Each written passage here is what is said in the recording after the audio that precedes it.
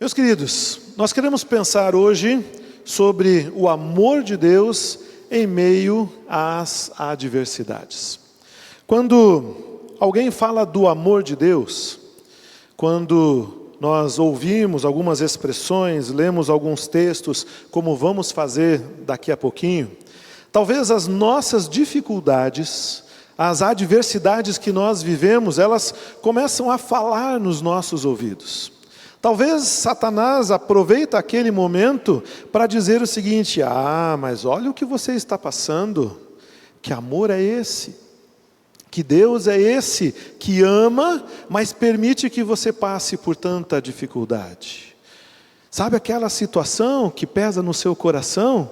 Então, parece que são motivos para Satanás ou para nós mesmos encontrarmos como se fossem situações opostas ao amor de Deus. Parece, muitas vezes, que nós deixamos de ser alvo do amor de Deus. Algumas vezes duvidamos do amor de Deus e outras vezes achamos que o amor de Deus está sim presente, mas na vida do outro. Não na minha, no outro. Na família do outro parece que as coisas acontecem com mais facilidade. No trabalho do outro parece que as coisas acontecem sem tantas dificuldades. Quando o outro intenta alguma coisa, um negócio, parece que é mais fácil. Parece sempre que a grama do vizinho é sim, de fato, mais verde, cresce de forma mais uniforme, e é até mais fácil de ser cortada. E quando a grama do vizinho é cortada, não fica aquelas partes marrons ou sem cor. Parece que ela é cortada e já fica verdinha automaticamente. E quando sou eu, parece que tudo é mais difícil, parece que as coisas não acontecem, parece que tudo é diferente. E se isso, alguma dessas expressões faz eco no seu coração, então entenda que acontece assim também comigo, não só com você, mas também com tantos outros. Nós todos somos muitas vezes tentados a achar que coisas boas não acontecem com tanta facilidade quando é na minha vida. Sabe por quê? Porque você não conhece as adversidades que o outro está passando. Você talvez saiba um pouco da situação de vida. Talvez você conhece um pouco dos problemas que se abatem sobre alguns. Mas você não sabe o que é estar na pele do outro. O que é ser o outro ao passar por aquelas dificuldades. Você sabe passar sendo você. E sendo você, você não só está passando, como você está vivenciando todas as dores. Você sabe exatamente aonde o calo aperta, literalmente. E parece que o calo não para de apertar. Parece que o outro suporta mais do que você. Parece que o outro está sendo mais fortalecido do que você. Talvez parece que Deus fala mais com o outro do que com você. E eu queria então, nessa noite, usar primeiramente alguns textos bíblicos para nos reforçar a ideia de que Deus é um Deus de amor. Mas depois eu quero olhar com você para um personagem da palavra de Deus que tinha tudo para dizer: Deus não me ama. Se Deus existe, se Deus ama alguém, na minha vida é como se não existisse, e é como se a mim Ele não amasse. Porque esse personagem, que você vai conhecer daqui a pouquinho, ele realmente passou por quase tudo o que é possível passar.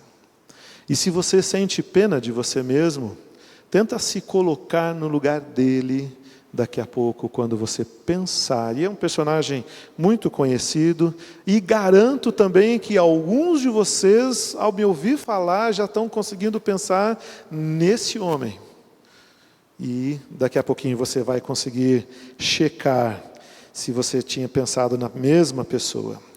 O primeiro texto que eu quero ler com você está lá em Sofonias, no capítulo número 3, onde eu quero ler com você o verso número 17. Sofonias, capítulo 3, o verso 17.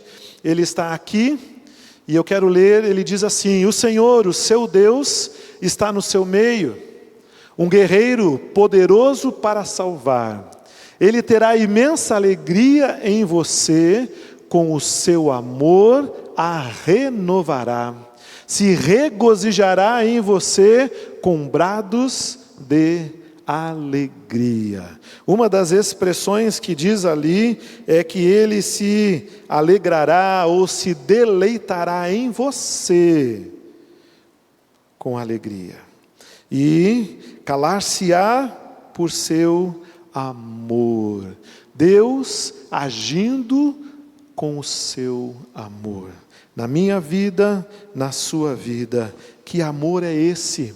Quando nós estávamos cantando, talvez fica fácil, ou um pouco mais fácil, nós conseguimos entender esse regozijo de Deus nas nossas vidas, ou esse amor de Deus, ou essa presença de Deus que vem e que nos inunda, e é tão gostoso estar na presença desse Deus amoroso nestes momentos. Um outro texto que eu quero ler com você, está lá em 1 Coríntios, capítulo número 13, também, texto muito conhecido, verso número 8, onde a palavra de Deus diz o seguinte, vamos acompanhar juntos, 1 Coríntios, capítulo 13, o verso número 8 diz assim: o amor nunca perece. As profecias desaparecerão, as línguas cessarão, o conhecimento será deixado para trás. E esse amor é, sobretudo, o amor de Deus, que nunca acaba, que nunca encontra fim. Nada é suficiente para derrubar esse amor. Esse amor existe e vai continuar existindo durante toda a eternidade, porque esse é o amor de Deus. Em 1 João, capítulo 4, versículo número 9, diz assim: o amor de Deus foi manifestado entre nós, porque Deus enviou seu Filho unigênito ao mundo, para que pudéssemos viver por meio dele. O amor de Deus manifestado é o Filho unigênito Jesus. Jesus não é só a expressão do amor, mas Jesus é esse amor encarnado entre nós. O Deus Emanuel, o Deus presente, é o amor presente entre as nossas vidas.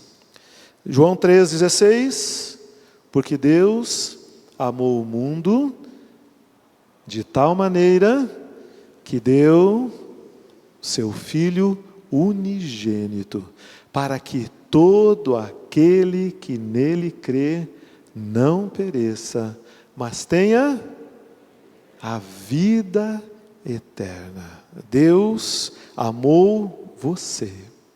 O mundo todo, incluindo cada um de nós, e de forma específica cada um de nós.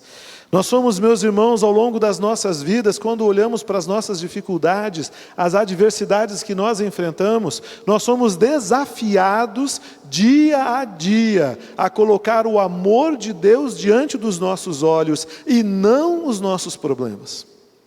Não aquilo que poderia significar que Deus não está presente, mas ao contrário disso, nós sermos capazes de, passando por qualquer circunstância, conseguir lembrar que o amor de Deus foi manifestado em Jesus, conseguir lembrar que Deus amou o mundo de tal maneira que deu o seu Filho.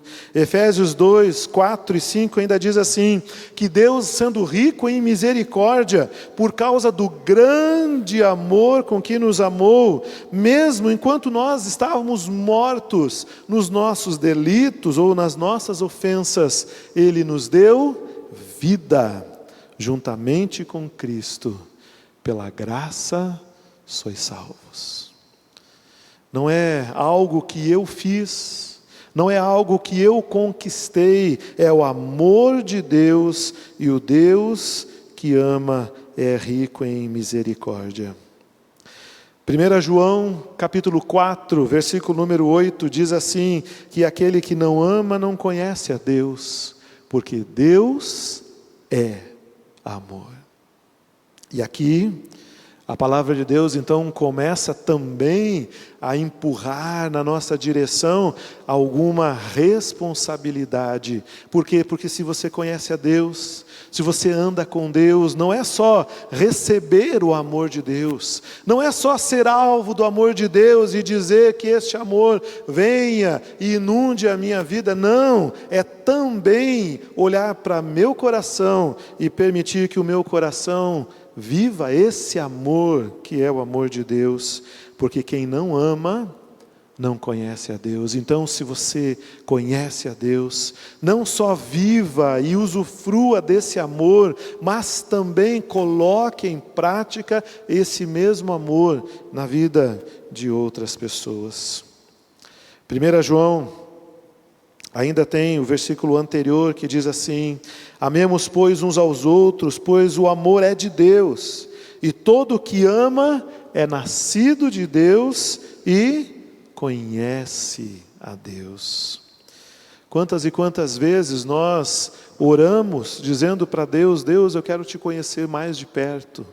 E a palavra de Deus diz que a forma de demonstrar que conheço a Deus é amando. Romanos 5, verso número 8 diz: mas Deus prova o seu amor para conosco, em que, quando éramos ainda pecadores, Cristo morreu por nós. Naum,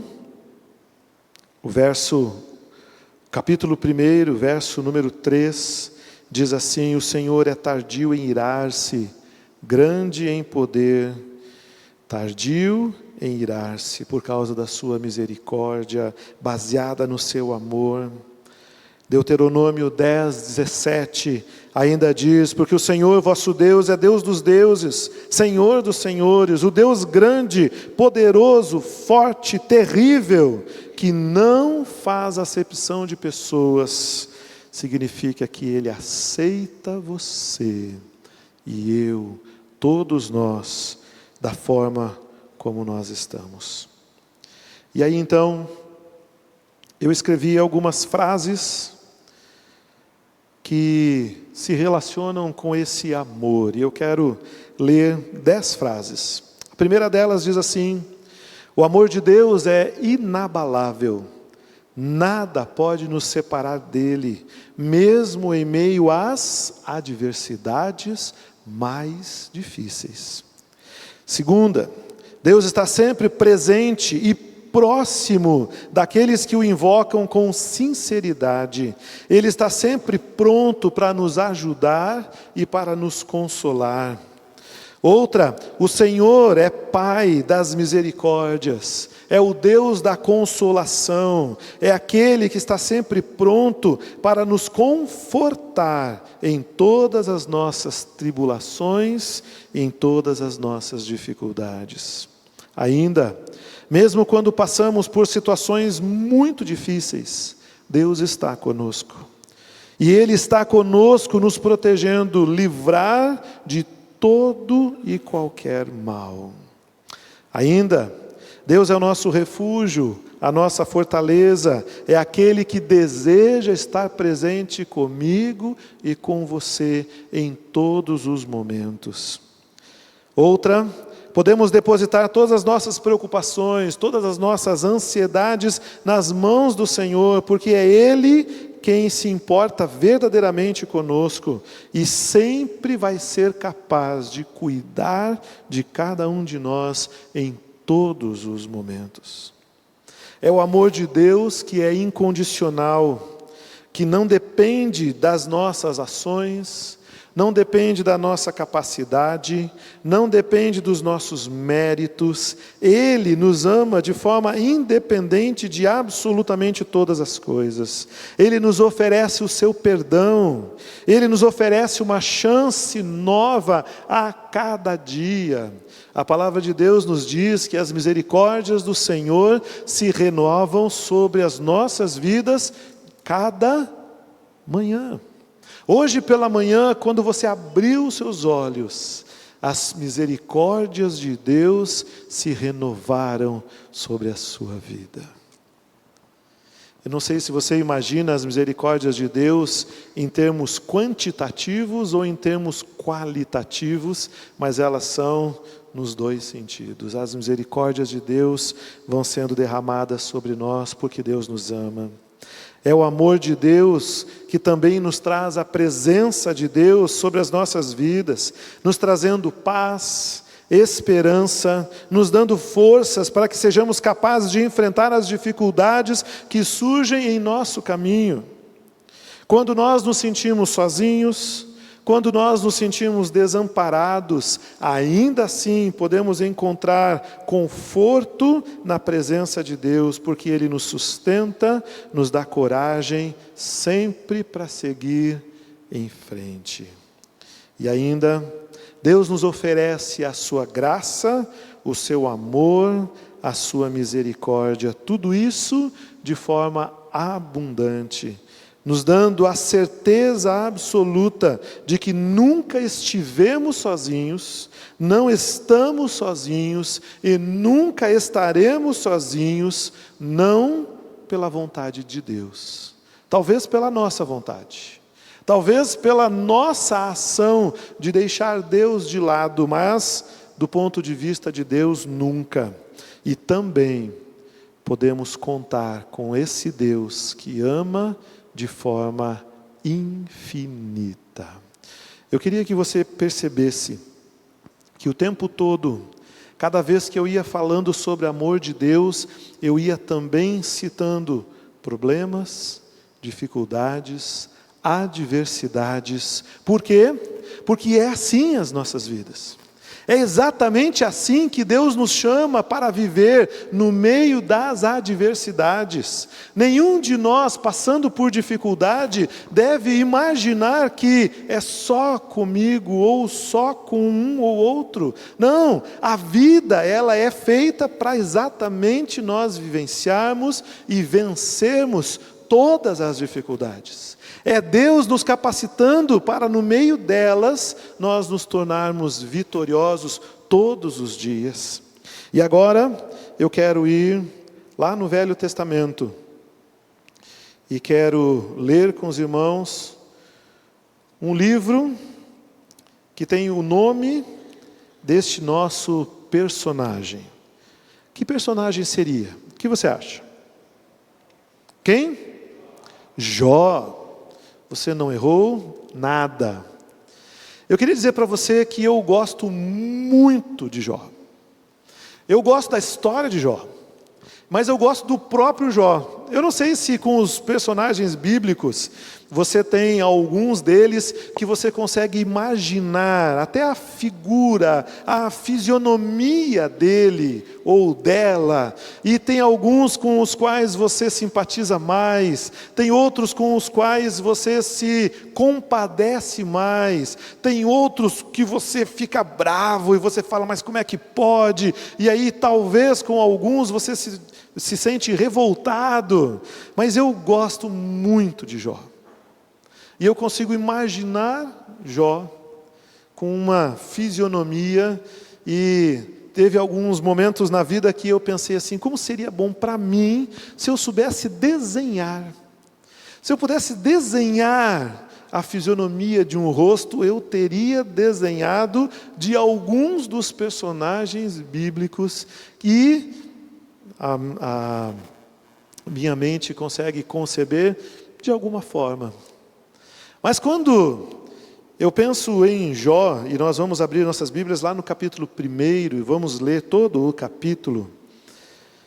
Quando eu penso em Jó, eu penso num homem manso.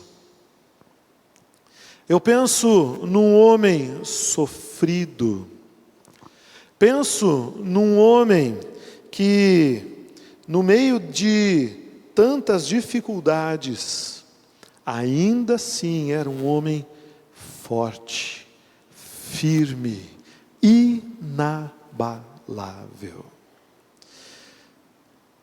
De quantos personagens bíblicos você se lembra da Bíblia dizer o seguinte: Deus falando com Satanás, olha, vai lá e pode fazer o que quiser com a vida dele, só não pode tocar na sua vida, na sua existência, você não pode tocar. Com outros personagens você se lembra de Satanás ter o direito e a permissão, assim, claramente? Mas foi exatamente isso que aconteceu com Jó. Vamos ler, a partir do verso 1, e eu quero que você preste bastante atenção.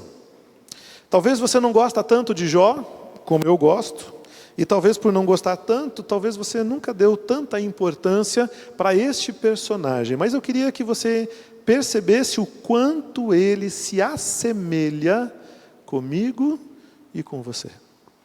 O quanto as circunstâncias da vida de Jó são muito próximas de circunstâncias que nós também vivenciamos, circunstâncias que nós passamos nas nossas vidas. Versículo 1 começa dizendo o seguinte: na terra de Uz vivia um homem chamado Jó. Ele era íntegro e justo, temia a Deus e evitava fazer tudo o que era mal. Ele tinha 7 filhos e 3 filhas, e possuía 7.000 ovelhas, 3.000 camelos, 500 juntas de boi, 500 jumentos, e tinha muita gente a seu serviço. Ele era o homem mais rico do Oriente. Se eu parasse aqui, talvez alguns de nós diríamos assim: eu quero ser Jó. Eu quero isso. Olha bem, íntegro, justo, reto, temente a Deus, se desviava do mal, filhos, filhas, bois, ovelhas, jumentos, muita gente a seu serviço, o homem mais rico de todo o Oriente. Talvez eu também me apresentaria para viver essa experiência. Eu queria isso para mim. Mas vamos olhar um pouquinho mais. Os seus filhos, verso número 4, costumavam dar banquetes em casa, um de cada vez, e convidavam as suas 3 irmãs para comerem e beberem com eles. E terminado um período de banquetes, Jó mandava chamá-los e fazia com que eles se purificassem. De madrugada ele oferecia um holocausto em favor de cada um deles, porque ele pensava: talvez os meus filhos tenham lá no íntimo pecado e talvez amaldiçoado a Deus. Essa era a prática constante de Jó. A forma como ele se preocupava com os seus filhos, também eu me apresentaria dizendo: também eu me preocupo com os meus filhos. Quero fazer a mesma coisa, talvez faço a mesma coisa, colocando as vidas deles na presença de Deus. E então, parece uma vida perfeita. E aí então a palavra de Deus, verso número 6, continua dizendo: certo dia, os anjos vieram apresentar-se ao Senhor, e Satanás também veio com eles. O Senhor disse a Satanás: de onde você veio? Satanás respondeu ao Senhor: de perambular pela terra e andar por ela. Então disse o Senhor a Satanás: reparou no meu servo Jó? Não há na terra ninguém como ele, irrepreensível, íntegro, homem que teme a Deus e evita o mal. Será que Jó não tem razões para temer a Deus? Respondeu Satanás. Acaso não puseste uma cerca em volta dele, da família dele e de tudo o que ele possui? Tu mesmo tens abençoado tudo o que ele faz, de modo que os seus rebanhos estão espalhados por toda a terra. Mas estende a tua mão e fere tudo aquilo que ele tem, e com certeza ele te amaldiçoará na tua cara. O Senhor então disse a Satanás: pois bem, Tudo o que ele possui está nas tuas mãos, apenas não toque nele. Então Satanás saiu da presença do Senhor, e certo dia, quando os filhos e as filhas de Jó estavam num banquete, comendo e bebendo vinho na casa do irmão mais velho, um mensageiro veio até Jó dizer: os bois estavam arando e os jumentos estavam pastando no par por perto, quando os sabeus os atacaram e os levaram embora. Mataram a espada os empregados, e eu fui o único que escapou para poder te contar. Enquanto estava ele ainda falando, chega um outro mensageiro que disse: fogo caiu dos céus, queimou totalmente as ovelhas, e os empregados também. Eu fui o único que escapou para poder te contar. E enquanto ele ainda estava falando, e essa expressão, enquanto ainda estava falando, é mais ou menos aquilo que talvez você já disse várias vezes na vida: parece que os problemas vêm um por cima do outro. Ele não termina o primeiro, já vem o segundo, não termina o segundo, já vem o terceiro, e é assim na minha vida, na sua vida, também na vida de Jó. Significa que é assim mesmo, que esse é o normal, não precisamos nos assustar com isso. Verso número 18. Enquanto ele ainda estava falando, chegou um outro mensageiro e disse: seus filhos e suas filhas estavam num banquete, comendo e bebendo vinho na casa do irmão mais velho, quando de repente um vento muito forte veio do deserto e atingiu os 4 cantos da casa, que desabou. Eles morreram, e eu fui o único que escapou para lhe contar. Ao ouvir isso, Jó levantou-se, rasgou o manto, rapou a cabeça, então prostrou-se com o seu rosto em terra, qual é a expressão da palavra de Deus? Em adoração, e disse: nu saí do ventre da minha mãe, e nu partirei. O Senhor o deu, o Senhor o levou, louvado seja o nome do Senhor. Em tudo isso Jó não pecou, e não culpou a Deus de coisa alguma. O cântico que nós cantamos, que dizia: Senhor, Tu és bom, você conseguiria cantar ouvindo essas notícias? Foi isso que Jó fez. Ele não conhecia essa música.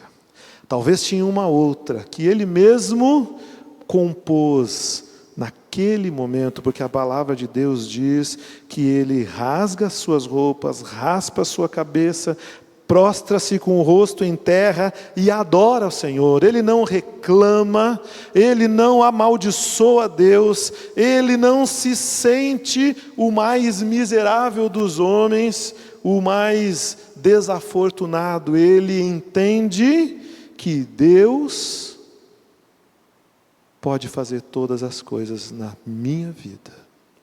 E se Deus quis fazer exatamente isso, louvado seja o nome do Senhor. Eu quero convidar você a baixar sua cabeça agora. E eu quero que você traga à sua memória quais são as dificuldades que você está passando hoje. Quais são os problemas que tem encontrado a sua vida e que tem estado sobre o seu coração neste momento da sua vida.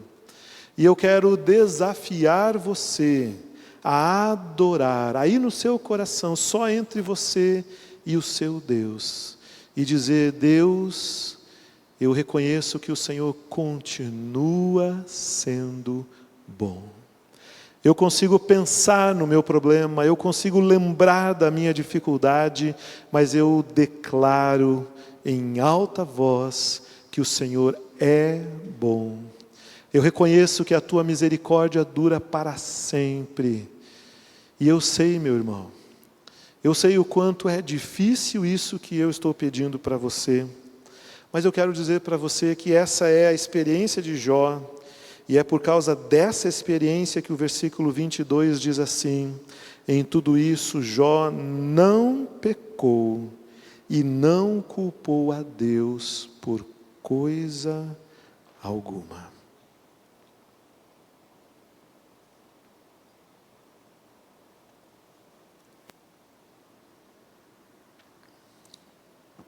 Jó, de fato, demonstrou ser quem ele era. Abra seus olhos agora. E eu queria trazer alguns ensinamentos para as nossas vidas, dizendo o seguinte: não são os momentos de festa que demonstram quem você verdadeiramente é, mas são os momentos de dor, e os momentos de luta, e os momentos de aflição.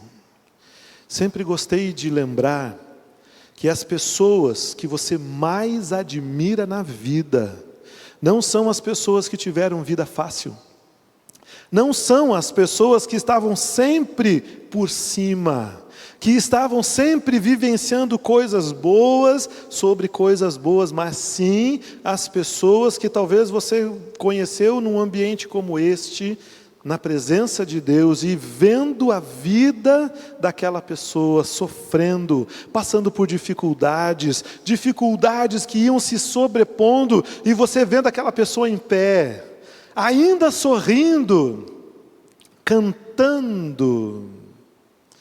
Eu lembro a palavra de Deus falando sobre, ou a expressão dita pelo povo lá no exílio, como nós vamos cantar para o Senhor, estando longe da nossa terra.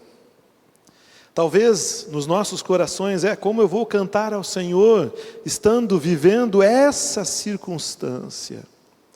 E nos escondemos, talvez, dizendo uns para os outros, mas você não está vivendo o que eu estou passando, você nunca viveu aquilo que eu estou vivendo, e é verdade, eu não vivi o que você vive, você não viveu o que eu vivo, mas todos nós temos sim, nas dificuldades, oportunidade de glorificar o nosso Deus, e elas vão demonstrando quem nós verdadeiramente somos.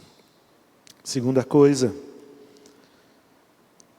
Deus está acima de todas as coisas. Você percebe? Jó desafia Deus. Não é de Jó. Satanás desafia a Deus.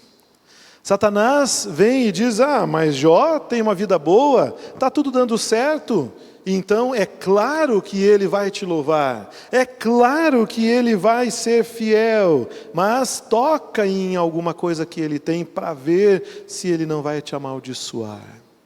E Deus, que conhece o coração, assim como conhecia de Jó, conhece o seu coração, também dá para você oportunidade de vivenciar hoje situações que vão servir para esfregar na cara de Satanás que você não vai amaldiçoar a Deus, que você não vai se afastar de Deus, que você não vai perder a comunhão com Deus, que você não vai jogar fora tudo aquilo que Deus já fez na sua vida.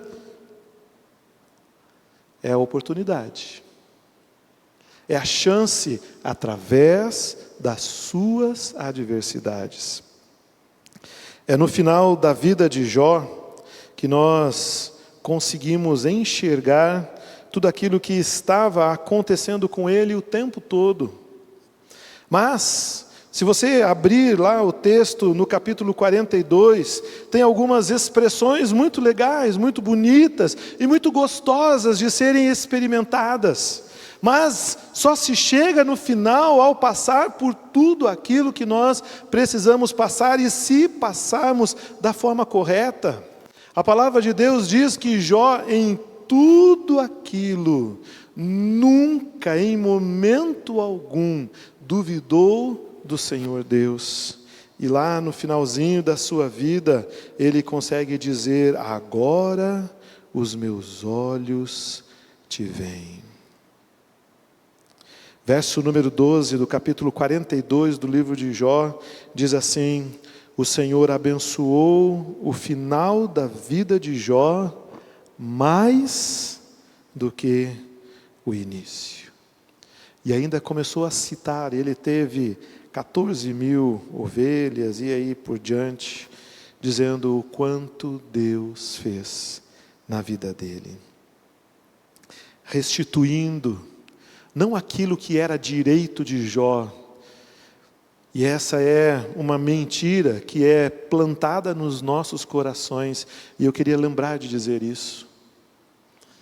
Deus não restitui aquilo que é seu direito, e se você ouviu isso, saiba que a Bíblia não diz isso.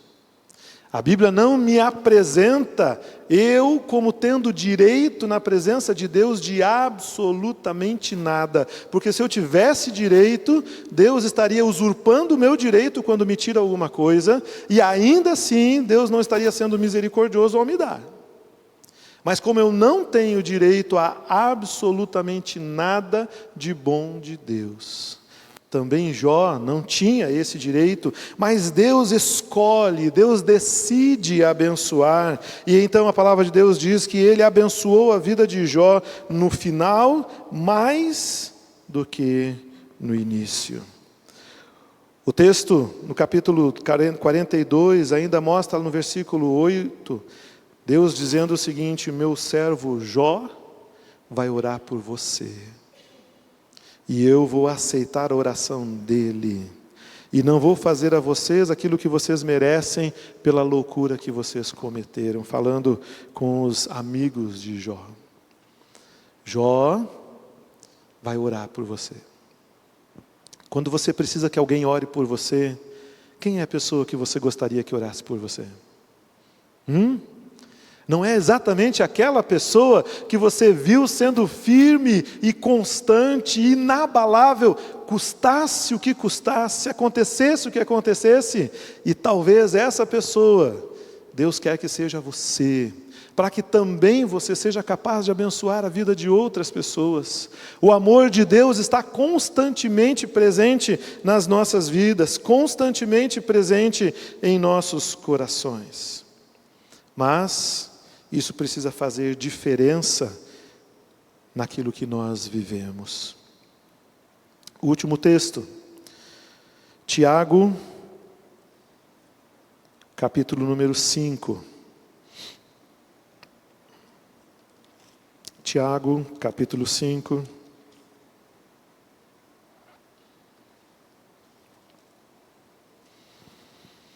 Verso número 10 e também verso número 11. Diz assim: meus irmãos, tenham os profetas que falaram em nome do Senhor como exemplo de paciência diante do sofrimento. Como vocês sabem, nós consideramos felizes aqueles que mostraram perseverança.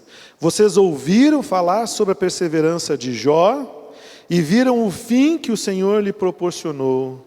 O Senhor é cheio de compaixão e de misericórdia.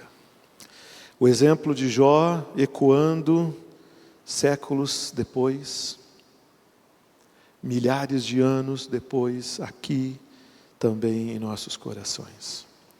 Mas tudo isso através das adversidades.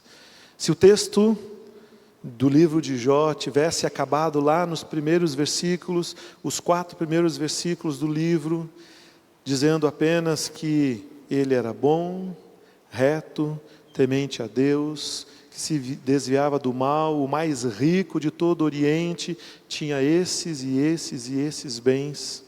Talvez nós também pensaríamos sobre ele que era muito fácil. Mas é quando nós olhamos para as adversidades de Jó que nós conseguimos então fazer um paralelo entre a vida dele e também as nossas vidas. Mas tem algo que Jó fez e nunca se esqueceu de fazer, e que eu quero desafiar você a fazer agora, mais uma vez, que é colocar tudo isso no altar do Senhor.